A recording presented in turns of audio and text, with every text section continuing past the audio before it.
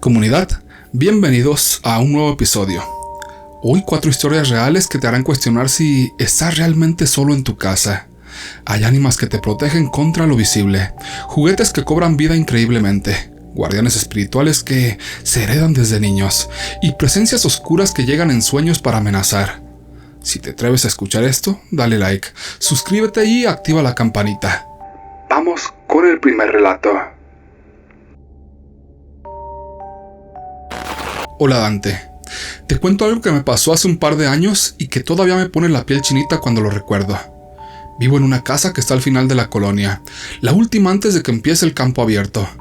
Del otro lado hay como 300 metros de terreno baldío y una hacienda vieja abandonada que lleva años sin que nadie la toque. Por eso mi casa siempre ha sido blanco fácil para asaltantes. Nunca han logrado meterse, pero varias veces han intentado brincar la barda o forzar la puerta de atrás. Por eso tengo cámaras y siempre ando alerta. Esa noche estaba solo en casa, como a las 12 en punto, viendo televisión en la sala con la luz bajita.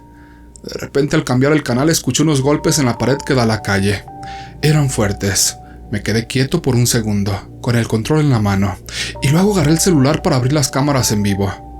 Y ahí estaban, 2 tipos jóvenes, uno ya arriba de la barda y el otro jalándolo para que subiera más rápido. Uno traía chamarra oscura y el otro traía una gorra muy llamativa. No dudé, me levanté de un brinco y corrí hacia mi recámara, donde guardo un arma que uso justamente para ahuyentar a los que se acercan. Mientras corría por el pasillo de manera automática, empecé a invocar a las ánimas benditas del purgatorio. Les pedí protección para mí y para mis cosas, que no dejaran que entraran, que me ayudaran esa noche. Entré a la recámara, agarré el arma, la arreglé y salí corriendo otra vez hacia la puerta principal. Abrí la puerta de golpe, apunté al aire y disparé 2 veces mientras gritaba: «¡Lárguense de aquí! Ya se los dije, no se metan a esta propiedad». El eco de las detonaciones retumbó en la calle vacía. Esperé un segundo escuchando y nada. Ni pasos, ni voces, ni nada corriendo. Revisé las cámaras otra vez desde el celular. El patio estaba desierto. Ni un alma. Más tranquilo, pero todavía con el corazón a 1000, abrí la puerta de la calle y asomé la cabeza. Miré a ambos lados. Oscuridad total. Solo el campo y la hacienda lejana. En eso se acercó un auto despacio. Al verme parado ahí con el arma en la mano, el carro se detuvo. Bajó el cristal y era mi amigo, que vive a unas calles más arriba. Me saludó. «Buenas noches, amigo. ¿Cómo estás? ¿Qué es lo que está pasando?» Le conté rápido lo que había pasado. Los golpes, los tipos en la barda y las detonaciones que hice. Se bajó del carro, prendió la linterna del celular y dimos una vuelta alrededor de la casa. Revisamos el patio, la barda, las esquinas y nada. Ni huellas de ellos ni nada tirado. Nos despedimos y antes de subir al carro me gritó: «Enciérrate bien y ya no salgas, ¿eh? Más vale». Yo le dije que sí. Le agradecí y cerré todo con seguro. Me senté en la sala otra vez, todavía acelerado. Como 20 minutos después me llegó un mensaje suyo. «¿Todo bien por allá?», me dijo. Yo le contesté que sí, que ya no se escuchaba ni se veía nada, que todo estaba tranquilo. Me respondió: «Es increíble que en plena fiesta se te quieran meter. Esa gente ya no tiene vergüenza». Me quedé mirando el mensaje sin entender y escribí: «¿Cómo? No te entiendo, amigo». Me llamó de inmediato. Su voz sonaba asombrada. «¿Me estás bromeando, verdad?», dijo. «Yo vi un montón de gente en tu patio. Parecía que estaban conviviendo, platicando. Por eso pensé que había fiesta. Cuando me detuve, vi a los 2 que estaban ahí contigo y ni las buenas noches me dieron», dijo. Sentí un escalofrío que me recorrió de la cabeza a los pies. Le aseguré que estaba completamente solo, que no había nadie más en la casa ni en el patio. Hablamos un rato más, tratando de encontrarle lógica, pero no la había. Nos despedimos y colgué. En ese momento supe que no habían sido personas normales las que mi amigo vio. Desde el principio, cuando invoqué a las ánimas benditas, sentí que algo me cuidaba. Ellas fueron los que intervinieron, las que ahuyentaron a los ladrones y las que se quedaron ahí, protegiendo mi casa. Al día siguiente les puse una veladora blanca, un vaso con agua fresca y un plato con sal gruesa, como se acostumbra. Les agradecí de corazón por cuidarme y por cuidar mis bienes. Desgraciadamente, en ese entonces mis cámaras solo transmitían en vivo, no grababan, así que nunca pude ver exactamente qué pasó con los tipos que intentaban entrar, ni por qué salieron corriendo tan rápido. Pero estoy seguro de que fueron las ánimas benditas las que intercedieron por mí esa noche. Hola Dante, te voy a contar lo que para mí es el recuerdo más viejo y más claro de mi infancia. Soy de Veracruz, del municipio de Alvarado. Toda mi familia, tanto materna como paterna, vivían alrededor del panteón municipal. La casa donde crecí estaba pegada a la barda del panteón. Literalmente era la misma pared. Para nosotros eso era normal. Nadie lo veía raro. Era parte del lugar y parte de la vida diaria. Yo tenía entre 3 y 4 años. Mi hermano es 2 años mayor que yo. En ese tiempo mis padres acababan de separarse y mi madre trabajaba todo el día. Así que mi hermano y yo nos quedábamos al cuidado de mi bisabuela. Ella era una mujer muy mayor, estricta, muy delicada. Tenía rutinas muy marcadas y una de ellas era despertarnos temprano para ir a la tienda a comprar lo necesario para el desayuno. Esa mañana fue diferente. Mi bisabuela y mi hermano se fueron sin mí porque yo seguía dormida. Recuerdo con mucha claridad el sonido de la puerta al cerrar. Fue ese ruido el que me despertó. Abrí los ojos y me di cuenta de que estaba sola en la casa. No sentí miedo al principio. Me quedé en la cama jugando con mis muñecas y con un peluche. Ese peluche se llamaba Camilo. Era un oso blanco con un moño rojo en el cuello y ojos de canica negra. No era mío originalmente. Había sido de mi madre cuando era niña. Mi bisabuela guardaba muchos juguetes viejos en un juguetero grande, peluches que habían pasado por varias generaciones. Camilo era uno de ellos. Después de un rato jugando me bajé de la cama para ir al baño. El baño estaba dentro del cuarto. Fue ahí cuando todo pasó. Desde el baño vi cómo Camilo se movía. No fue un movimiento brusco. Fue torpe, lento, como si se deslizara. Vi cómo se bajaba de mi cama arrastrándose con sus patas cortas. Me quedé completamente quieta. No entendía lo que estaba viendo. El miedo me llegó de golpe, sin avisar. Cuando Camilo cayó al piso empezó a perseguirme. No sé por qué, pero yo sentía que quería quitarme algo. Avanzaba hacia mí. Yo corría alrededor del cuarto y él seguía detrás. Daba vueltas desesperada buscando dónde esconderme. Pero él no se detenía. Como pude me subí a la cama de mi bisabuela. Era una cama alta sostenida por bloques en cada esquina. Me arrastré hasta una esquina y empecé a amontonar almohadas a mi alrededor, como si eso pudiera protegerme. Pero Camilo también se subió. En ese momento me aventé de la cama y ya no recuerdo nada. Después de eso mi memoria se corta por completo. Lo que sé de lo que pasó después es porque me lo contaron. Me dijeron que hubo una etapa de mi niñez en la que dejé de hablar. No decía una sola palabra. Con el tiempo empecé a hablar otra vez, pero lo hacía con mucha dificultad. Tartamudeaba, me costaba expresarme. Siempre dijeron que fue porque me caí de la cama alta, que el golpe y el susto me dejaron así. Nadie volvió a hablar de Camilo. Nunca supe qué pasó con ese peluche. No sé si lo tiraron, si lo guardaron o simplemente desapareció. Yo crecí aceptando esa explicación porque no tenía otra, pero ese recuerdo nunca se me borró. Recuerdo todo ese evento con total claridad. Nadie me puede decir que no pasó. Tal vez solo era una niña pequeña. Tal vez mi mente mezcló cosas, pero ese fue el primer miedo real que recuerdo en mi vida. Y hasta hoy, cuando pienso en Camilo, no lo recuerdo como un juguete. Lo recuerdo como algo que en algún momento me hizo daño.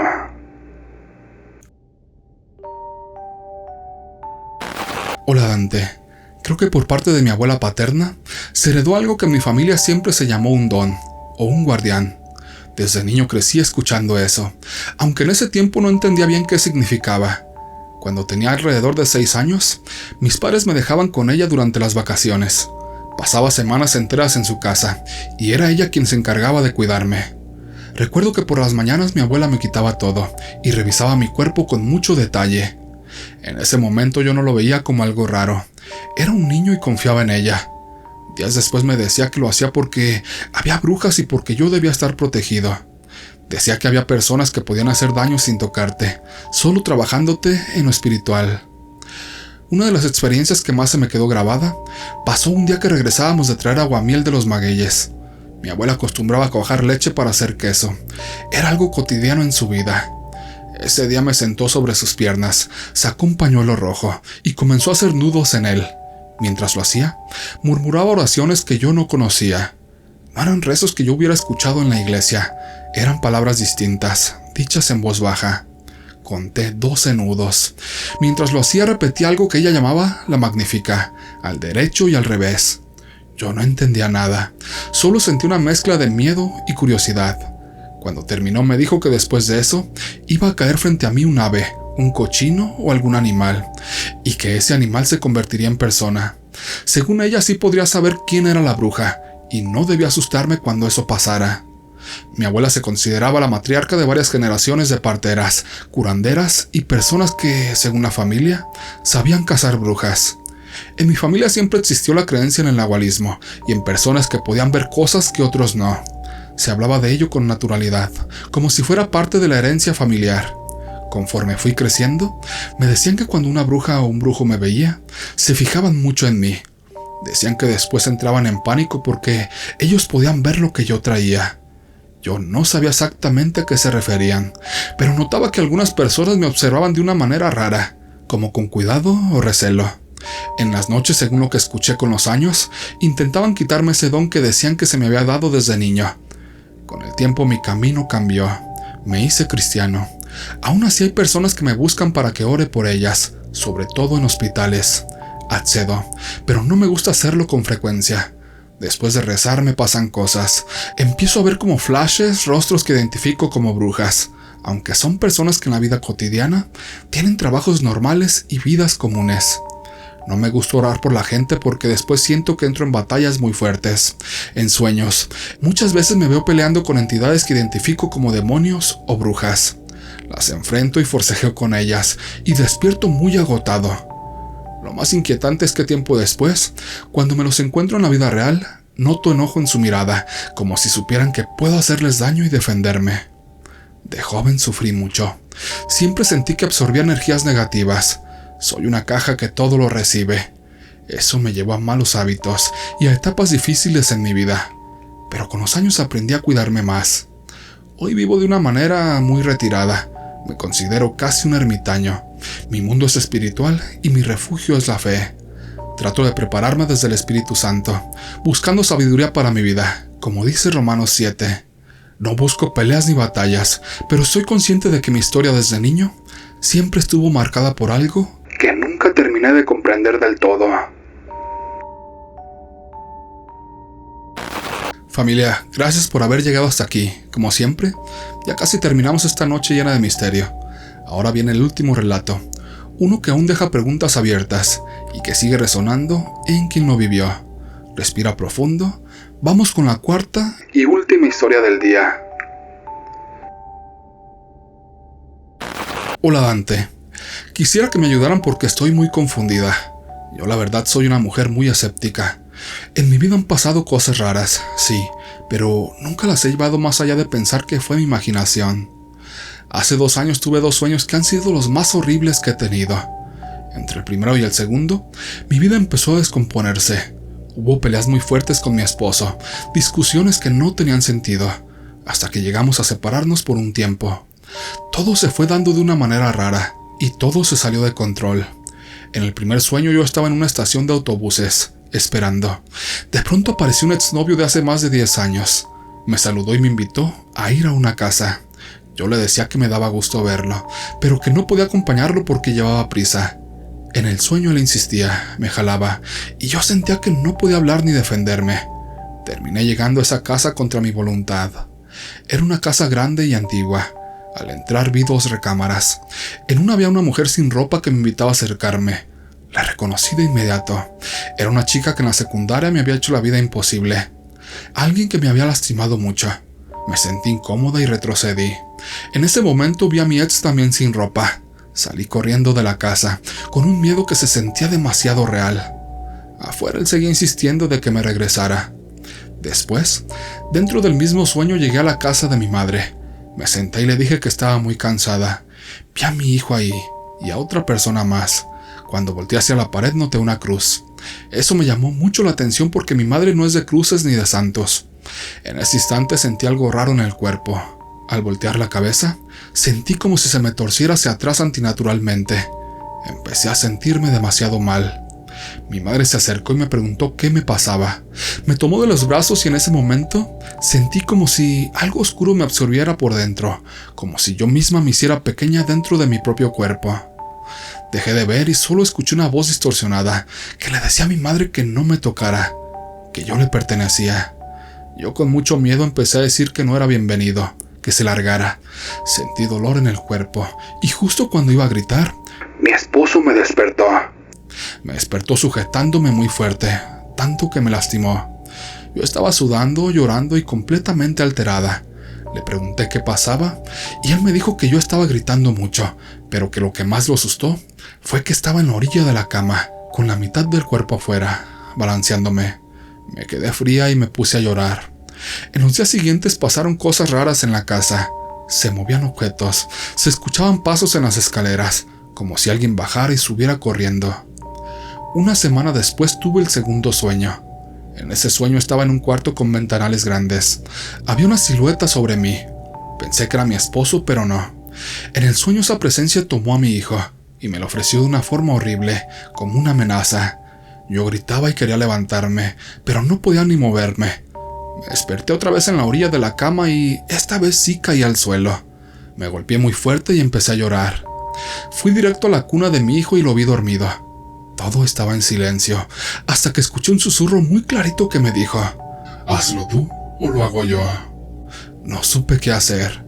Mi esposo salió del baño, me buscó y al no verme fue a la cuna. Me preguntó qué había pasado. Le dije que nada, pero le pedí que lleváramos al niño a nuestra cama. Ya ahí me preguntó otra vez y le conté el sueño, pero no le dije nada del susurro. Y él solo me dijo que solo había sido un sueño muy raro. Con el tiempo todo se calmó. Ya no volvió a pasar nada. Nuestra relación mejoró y en general todo está mejor. Pero siempre me quedará la duda de qué fue lo que pasó realmente y por qué a mí. Si alguien me mandó esa entidad o yo la traje a mi casa.